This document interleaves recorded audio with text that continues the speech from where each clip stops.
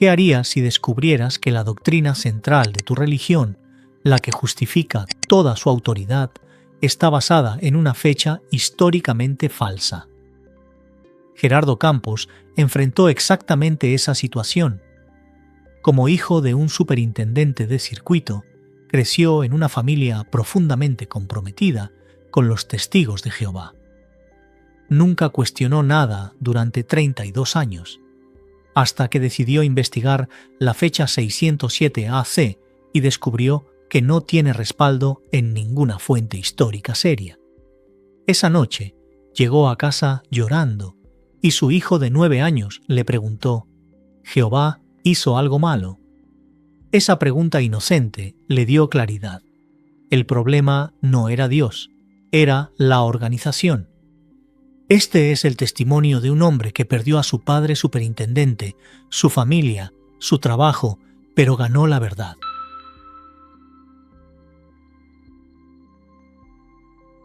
Eran las 11:47 de la noche del 3 de marzo de 2024. Llevaba 6 horas sentado en la biblioteca de la UNAM, rodeado de libros de historia antigua. Frente a mí tenía abierto un texto sobre la cronología del Imperio Neobabilónico. Había revisado 12 fuentes académicas diferentes, y todas, absolutamente todas, decían lo mismo. Jerusalén fue destruida en el año 587 o 586 a.C.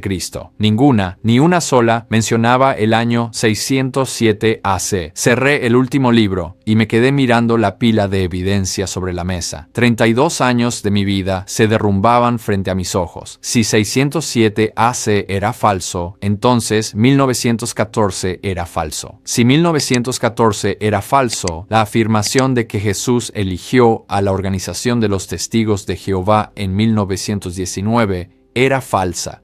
Y si eso era falso, todo lo que yo había creído, predicado y defendido durante más de 3 décadas era una mentira. Salí de la biblioteca caminando como sonámbulo. Conduje hasta mi casa en silencio. Cuando entré, mi esposa Mónica ya estaba dormida. Mi hijo Mateo, de 9 años, debería estar durmiendo también. Pero cuando pasé frente a su cuarto, vi luz debajo de la puerta. Entré a apagársela y lo encontré sentado en su cama, leyendo su Biblia. «Papá, ¿ya terminaste tu investigación para la clase?», me preguntó con esa voz que todavía tenía rastros de infancia. No pude responder. Me senté en la orilla de su cama y, sin poder controlarme, empecé a llorar. Lloré como no había llorado en años. Mateo se asustó. Nunca me había visto así. «Papá, ¿qué pasa?», preguntó, abrazándome. «¿Por qué estás llorando? ¿Jehová hizo algo malo?». Esa pregunta, hecha con la inocencia de un niño de 9 años, me dio una claridad brutal. Alcé la vista y lo miré a los ojos. «No, hijo», le dije, limpiándome las lágrimas. «Jehová no hizo nada malo, pero yo creo que alguien nos ha estado mintiendo durante mucho tiempo». Mi nombre es Gerardo Alonso Campos Rivera, tengo 38 años, nací en la Ciudad de México en una familia de testigos de Jehová de segunda generación. Mi padre, Roberto Campos, es superintendente de circuito. Durante más de 25 años ha supervisado 20 congregaciones en la zona metropolitana. Es uno de los hombres más respetados de la organización en México. Cuando yo era niño, verlo subir a la plataforma a dar discursos en asambleas de distrito frente a miles de personas me llenaba de orgullo. Todos en la familia esperaban que yo siguiera sus pasos. Me bauticé a los 17 años. A los 25 fui nombrado siervo ministerial. Mi padre estaba orgulloso. Me casé con Mónica a los 26. Ella también era testigo de Jehová desde su nacimiento, hija de ancianos. Mateo nació cuando yo tenía 29. Desde que era bebé, lo llevábamos a todas las reuniones. A los 5 años ya sabía recitar de memoria varios versículos. Mi padre decía que Mateo tenía potencial para ser anciano joven, tal vez incluso superintendente como él. Pero yo, aunque nunca lo dije en voz alta, siempre sentí que vivía bajo una sombra, la sombra de mi padre, la sombra de sus expectativas, la sombra de su reputación. cada vez que daba un comentario en la reunión, cada vez que salía a predicar, cada vez que estudiaba las publicaciones, había una voz en mi cabeza que preguntaba: ¿qué pensaría papá de esto? ¿Estoy siendo lo suficientemente fiel? Esa presión me mantuvo en línea durante años. Nunca cuestioné, nunca dudé, o más bien, reprimía las dudas antes de que pudieran formarse completamente. La Watchtower nos enseña que el pensamiento independiente es peligroso, que confiar en nuestro propio entendimiento es orgullo, que debemos someternos a la organización que Jehová usa. Y yo lo creía, o me obligaba a creerlo. En enero de 2024, los ancianos de mi congregación me pidieron que preparara una serie de clases para los jóvenes sobre la cronología bíblica. El tema principal sería explicar cómo llegamos al año 1914, el año en que, según la Watchtower, Jesús comenzó a reinar en el cielo de forma invisible. Era un tema importante. Toda la autoridad del cuerpo gobernante depende de 1914. Si Jesús comenzó a reinar en 1914, entonces en 1919 inspeccionó todas las religiones de la tierra y eligió a los testigos de Jehová como su único canal de comunicación.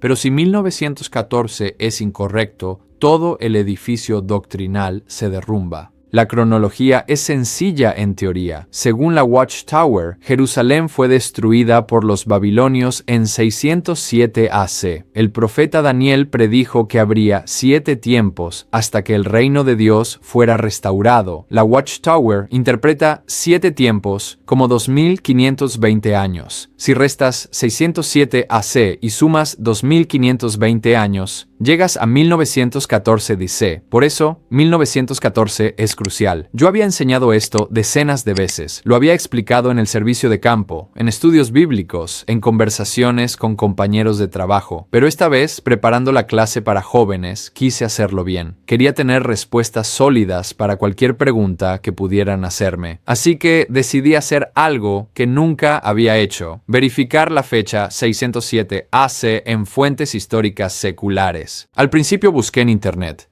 Encontré artículos de Wikipedia, de sitios académicos, de universidades, y todos, sin excepción, decían que Jerusalén fue destruida en 587 o 586 AC. Ninguno mencionaba 607 AC. Pensé que tal vez Internet no era confiable. Decidí ir a una biblioteca seria. El 3 de marzo de 2024, pedí el día libre en mi trabajo. Le dije a Mónica que iba a investigar para la clase. Fui a la biblioteca de la UNAM, a la sección de Historia Antigua. Pedí todos los libros que pude encontrar sobre el imperio neobabilónico, sobre Nabucodonosor, sobre la caída de Jerusalén. Y ahí, rodeado de libros escritos por historiadores, arqueólogos, expertos en lenguas antiguas, descubrí algo que me heló la sangre. No existe un solo historiador, un solo arqueólogo, un solo académico serio que respalde la fecha 607 AC. Todos, absolutamente todos, ubican la destrucción de Jerusalén en 587 o 586 AC. Y no lo hacen por prejuicio religioso, lo hacen porque hay evidencia astronómica irrefutable. Encontré referencias a las tablillas cuneiformes babilónicas, especialmente la tablilla Vat 4956. Esta tablilla contiene observaciones astronómicas detalladas del año 37 del reinado de Nabucodonosor II. Los astrónomos modernos pueden verificar esas observaciones y fecharlas con precisión absoluta. Las posiciones de los planetas, las fases lunares, los eclipses, todo coincide con el año 568 AC. Si ese es el año 37 de Nabucodonosor, entonces su primer año fue 604 AC. Y si su primer año fue 604 AC, Jerusalén cayó en su año 18, es decir, 587 o 586 AC, no 607 AC. Pero lo que más me impactó fue descubrir que la propia Watchtower admite que toda la evidencia secular contradice su fecha. En publicaciones antiguas, la organización reconoce que los historiadores no apoyan 607 AC, pero su respuesta es: confiamos en la cronología bíblica inspirada, no en la sabiduría humana. Me quedé mirando esas palabras durante varios minutos. Cronología bíblica inspirada. La Biblia no da fechas exactas en años. La Biblia dice que Jerusalén estuvo desolada 70 años, pero no dice desde cuándo se cuentan esos 70 años ni hasta cuándo. La Watchtower eligió 607 AC porque necesitaban esa fecha para llegar a 1914. No porque la Biblia lo dijera, no porque la historia lo confirmara, sino porque sin 607 AC su doctrina completa se desmorona. Pasé 6 horas en esa biblioteca, revisé 12 fuentes diferentes, leí sobre arqueología, astronomía, historia, y todas apuntaban a lo mismo. 607 AC no existe en los registros históricos, es una fecha inventada. Cuando cerré el último libro a las 11:47 de la noche, supe que mi vida nunca sería la misma. Todo lo que había creído se estaba desintegrando. Mi padre había dedicado 40 años de su vida a esta organización. Yo había dedicado 32. Habíamos tocado miles de puertas. Habíamos dado cientos de discursos. Habíamos enseñado a decenas de personas. ¿Y todo estaba basado en una fecha falsa? Esa noche, después de que Mateo me preguntó si Jehová había hecho algo malo, me quedé sentado en su cuarto durante casi una hora. Él se volvió a dormir, pero yo me quedé ahí mirando su Biblia abierta sobre la cama y pensé, si la organización mintió sobre algo tan fundamental como 1914, ¿en qué más mintió? Durante las siguientes semanas empecé a investigar en secreto. No le dije nada a Mónica, no le dije nada a mi padre, pero cada noche, después de que todos dormían, me encerraba en mi estudio y leía. Leí sobre los orígenes de los testigos de Jehová. Leí sobre Charles Taze Russell, el fundador, y sus profecías fallidas. Leí sobre las fechas que la Watchtower había predicho para el fin del mundo. 1914, 1925, 1975, todas falsas. Leí sobre la doctrina de la sangre, sobre cómo la organización había cambiado su postura sobre las fracciones de sangre después de que cientos de testigos murieran rechazando transfusiones. Leí sobre los casos de abuso infantil encubiertos por ancianos siguiendo las políticas de la organización. Leí sobre las personas expulsadas y separadas de sus familias por cuestionar doctrinas que luego la propia Watchtower cambió. Y mientras leía, una pregunta me perseguía. Si esta no es la verdad, ¿dónde está la verdad? Una tarde, Mateo entró a mi estudio mientras yo estaba investigando. Tenía mi laptop abierta en un artículo sobre 607 AC. «Papá, ¿qué es eso?», me preguntó, señalando la pantalla. «Es historia, hijo. Estoy investigando una fecha». «¿607 AC?», leyó él. «¿Es la fecha de cuando Jerusalén fue destruida? Eso es lo que nos han enseñado». Mateo tomó mi laptop sin pedir permiso, como hacen los niños, y escribió en Google, 607 AC Jerusalén. Yo no lo detuve. Él leyó los primeros resultados en silencio. «Papá», me dijo después de un momento, «aquí dice que Jerusalén fue destruida en 587 AC, no en 607. Lo sé, pero en las reuniones siempre dicen 607. Lo sé». Me miró con esos ojos que todavía confiaban plenamente en mí. ¿Quién tiene razón? No supe qué responderle, pero esa pregunta me obligó a enfrentar algo que había estado evitando. Tenía que decidir entre defender la organización o buscar la verdad, aunque eso me costara todo. El 28 de marzo de 2024, durante una reunión en el Salón del Reino, uno de los ancianos dio un discurso sobre la lealtad a la organización. Citó Proverbios 3:5, «Confía en Jehová con todo tu corazón y no te apoyes en tu propio entendimiento». Luego explicó que confiar en Jehová significaba confiar en la organización que Jehová usa, que cuestionar a la organización era cuestionar a Dios. Yo estaba sentado en la tercera fila, con Mónica a mi lado y Mateo junto a ella, y mientras escuchaba ese discurso, sentí una opresión en el pecho, porque me di cuenta de algo. Durante 32 años me habían entrenado para no pensar por mí mismo, me habían entrenado para reprimir dudas, para llamar apostasía a cualquier pregunta incómoda, para equiparar lealtad a la organización con lealtad a Dios. Esa noche, tomé una decisión. Iba a investigar el cristianismo fuera de los testigos de Jehová. Iba a leer la Biblia sin el filtro de la Watchtower. Iba a estudiar la historia de la iglesia primitiva. Y si descubría que me habían mentido, tendría el valor de admitirlo. Empecé a leer sobre los padres de la iglesia, los cristianos que vivieron en los primeros siglos después de los apóstoles, San Ignacio de Antioquía, San Policarpo, San Justino Mártir, San Ireneo. Quería saber qué creían los cristianos antes de que existiera la Watchtower, antes de que existiera el protestantismo, antes de todas las divisiones, y descubrí algo sorprendente. La iglesia primitiva era católica.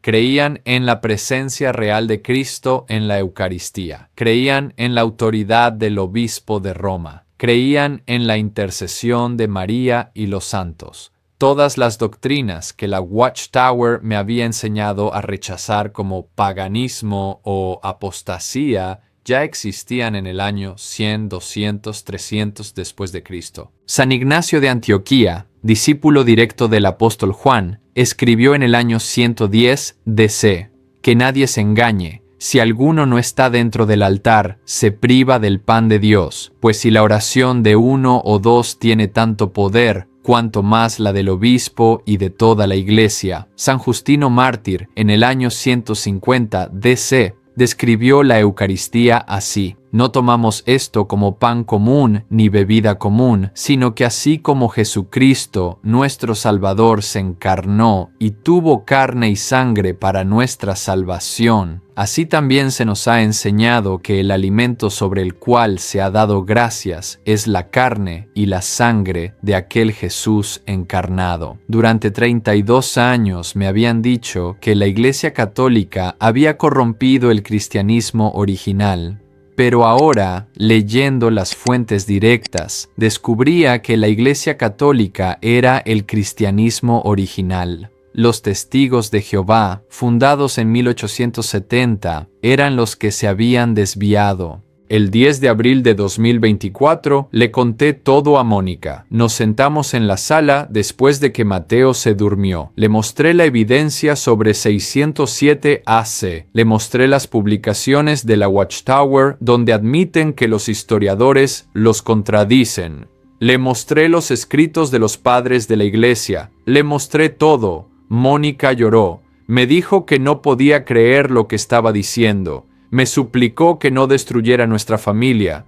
Me recordó que mi padre era superintendente, que esto lo destruiría. Me dijo que estaba siendo engañado por Satanás, que debía orar más, estudiar más, confiar en Jehová. Mónica, le dije, tomando sus manos, yo confío en Jehová, pero ya no confío en la organización. No son lo mismo. Ella se apartó. Para mí, sí lo son. Esa noche dormimos en cuartos separados. Durante los siguientes días, la tensión en casa era insoportable. Mónica no me hablaba. Mateo notaba que algo estaba mal, pero no entendía qué. Yo sabía que tenía que tomar una decisión. O volvía a reprimir todo lo que había descubierto y vivía una mentira. O seguía adelante aunque eso significara perderlo todo. El 15 de abril de 2024 a las 7 de la tarde entré por primera vez a una iglesia católica. Era la parroquia del Sagrado Corazón, cerca de mi trabajo. Había una misa en ese momento. Me senté hasta atrás, observando todo con una mezcla de curiosidad y miedo. Durante toda mi vida me habían enseñado que las iglesias católicas eran lugares de idolatría, pero lo que vi fue completamente diferente. Vi familias orando juntas, vi personas de rodillas en silencio, vi una reverencia que nunca había visto en el salón del reino, y luego llegó la consagración. El sacerdote alzó el pan y dijo: «Este es mi cuerpo». Alzó el cáliz y dijo, «Esta es mi sangre». Y en ese momento algo cambió dentro de mí. No escuché una voz audible, no vi una luz, pero sentí una certeza tan profunda que no podía negarla. Cristo estaba presente ahí, realmente presente, de una forma en que nunca en 32 años lo había sentido en el salón del reino. Lloré durante toda la misa. Cuando terminó, me acerqué al sacerdote. Me presenté sin decirle todavía que era testigo de Jehová. «Padre, quisiera aprender más sobre la fe católica», le dije. Él sonrió. «¿Cómo te llamas?» «Gerardo». «Gerardo, hay clases de catecismo para adultos los miércoles. ¿Te gustaría venir?» Le dije que sí. Luego, después de dudar un momento, le conté la verdad.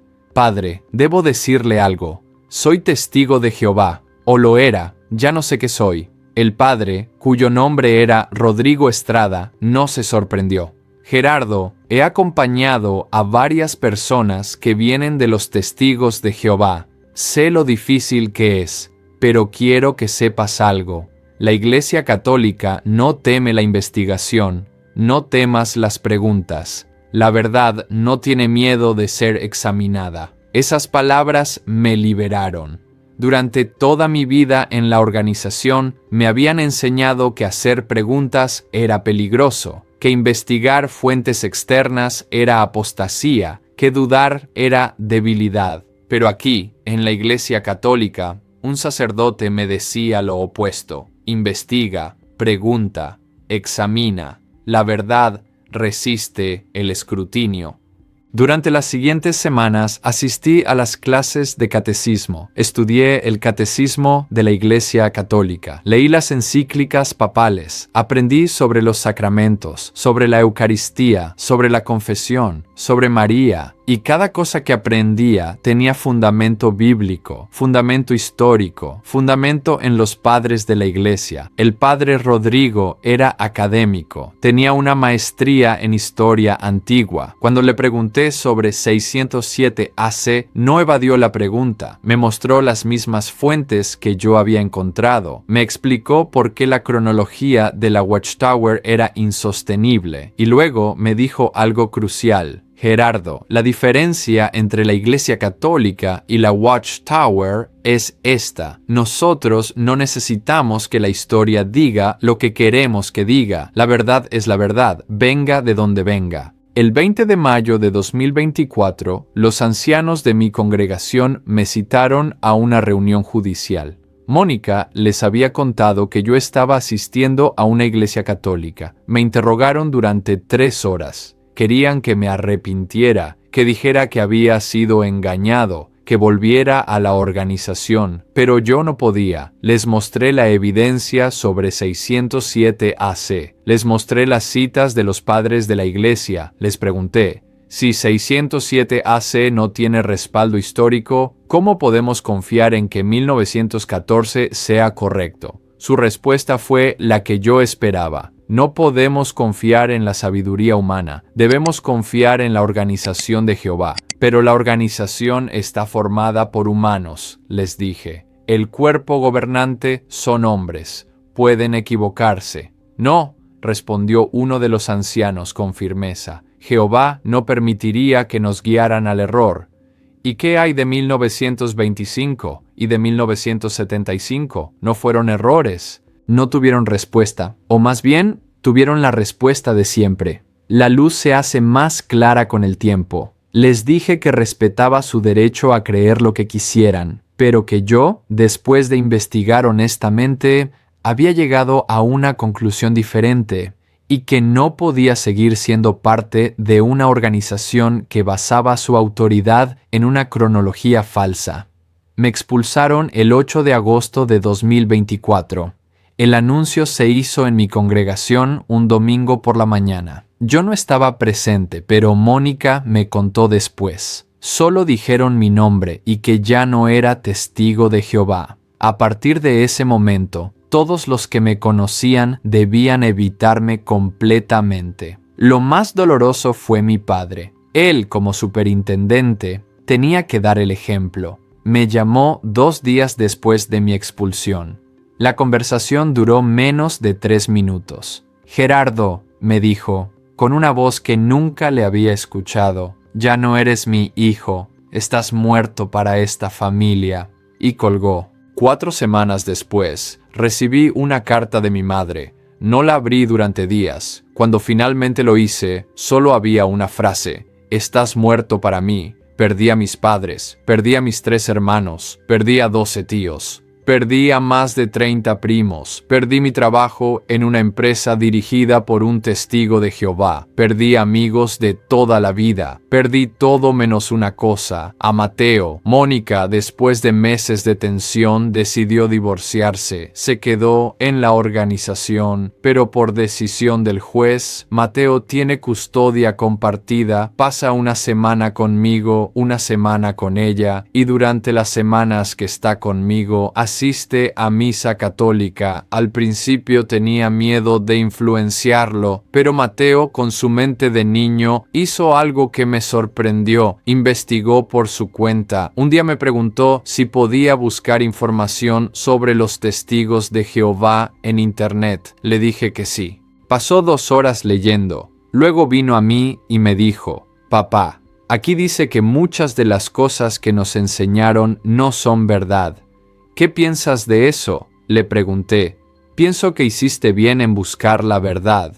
Mateo fue recibido en la Iglesia Católica el 8 de diciembre de 2024, fiesta de la Inmaculada Concepción. Yo había sido recibido 2 meses antes, el 1 de octubre. Ver a mi hijo de 9 años recibir su primera comunión, ver cómo se arrodillaba ante el sagrario, ver cómo cerraba los ojos en paz mientras el padre Rodrigo le daba la Eucaristía, fue el momento más hermoso de mi vida, porque me di cuenta de algo. Yo había perdido una organización, pero había ganado a Cristo. No un Cristo lejano, invisible, que reina desde el cielo sin contacto real con sus seguidores, sino un Cristo presente, real, vivo en la Eucaristía. Un Cristo que no teme las preguntas, que no exige obediencia ciega, que invita a todos a venir a Él.